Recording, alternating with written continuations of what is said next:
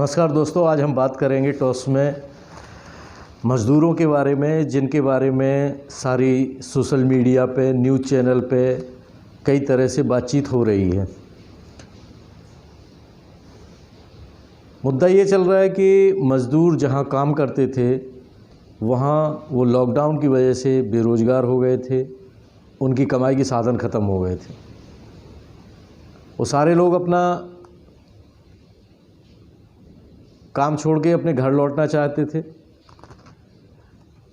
काफ़ी दिनों तक ये मांग चलती रही, फिर उसके बाद सरकारों ने ये निर्णय लिया कि इन्हें इनके घर वापस भेजा जाए। एक बात साधारण तौर पे समझी जा सकती है कि मज़दूर अपने घर जाने के बाद 14 दिन या 21 दिन, जितने दिन के लिए भी क्वारंटाइन किए जाएं, ये तो तय है कि उन्हें वहाँ रोज़गार नहीं मिलने वाला है। और इनकी संख्या भी ऐसी नहीं 1000, 2000, 10,000, 20,000।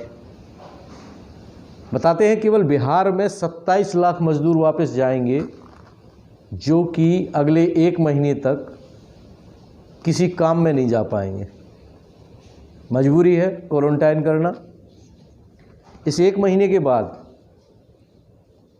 उन मज़दूरों को किस तरीके से प्लेस किया जाएगा, सवाल उठाना अभी उचित नहीं है। और ना ही मैं इस मुद्दे के लिए ये सवाल उठा रहा हूँ। मेरा मानना ये है कि हर स्टेट के अपने डेवलपमेंट प्रोग्राम हैं। हर स्टेट में कोई ना कोई विकास की व्यवस्थाएं चलती रहती हैं। क्या सरकारें कोई ऐसा कदम उठाने वाली है कि जिस राज्य के मज़दूर हैं उसी राज्य में उन्हें रोज़गार दिया जाएगा? यदि रोज़गार उपलब्ध हुआ ठीक, अन्यथा उन्हें राहत दी जाएगी। जिस तरह के राशन का वितरण और जिस तरह का सब्सिडाइज सभी जगह दिया जाता है बीपीएल श्रेणी और अन्य श्रेणियों में, उस तरीके से उन्हें ट्रीट किया जाएगा।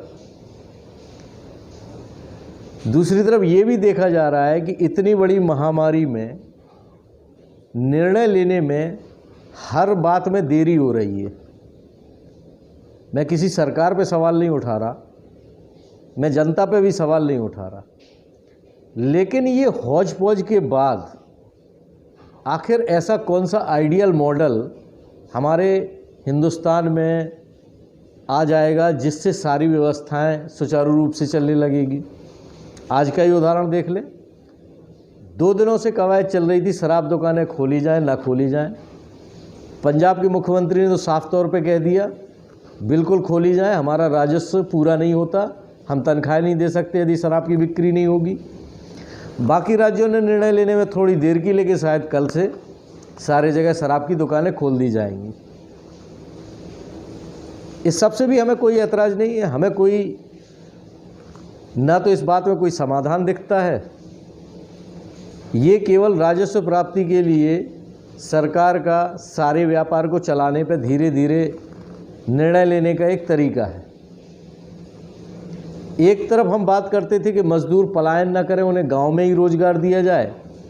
दूसरी तरफ इतनी बड़ी महामारी के बीच इतने सारे मज़दूरों को वापस गांव में ही लाके छोड़ा जा रहा है। ग्रामीण स्तर पर रोज़गार नहीं है। ऑब्जर्वेशन का ये मानना है कि जहां रोज़गार नहीं है वहां बीमारियां, आपसी मतभेद, लड़ाई झगड़े, मॉब लिंचिंग या जातिगत या धार्मिक इस तरह की गतिविधियां ही देखने को मिलेंगी। दूसरी तरफ प्रशासन का रवैया इस समय ब्लाइंड फोल्ड है, केवल ऑर्डर को फॉलो करना। वो स्वविवेक से ये निर्णय भी नहीं ले पा रहे हैं कि कहाँ किस परिस्थिति में किसी ऑर्डर को बदल दिया जाए। उदाहरण के तौर पर एक बॉर्डर पर 1000 मज़दूरों को रोका गया था। मज़दूरों को आंदोलन केवल इसलिए करना पड़ा क्योंकि उन 1000 में से 2 मज़दूरों की डेथ होने के बाद भी प्रशासन ने उन्हें बॉर्डर पार करने नहीं दिया।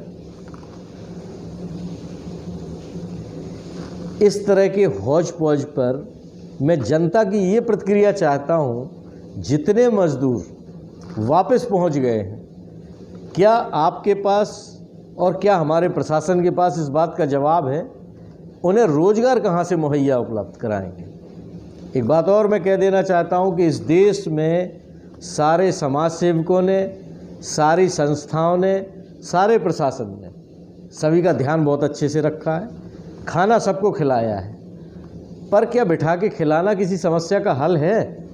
और कब तक? अगर यही हल होता तो आपको राजस्व की प्राप्ति के लिए दुकानें नहीं खोलना पड़ती, कहीं ना कहीं आप भी मजबूर हैं। आज की इन सारी बातों की मैं प्रतिक्रिया जानना चाहता हूं हमारी पब्लिक से कि रोजगार की व्यवस्था कैसे हमारे बीच में आएगी। धन्यवाद।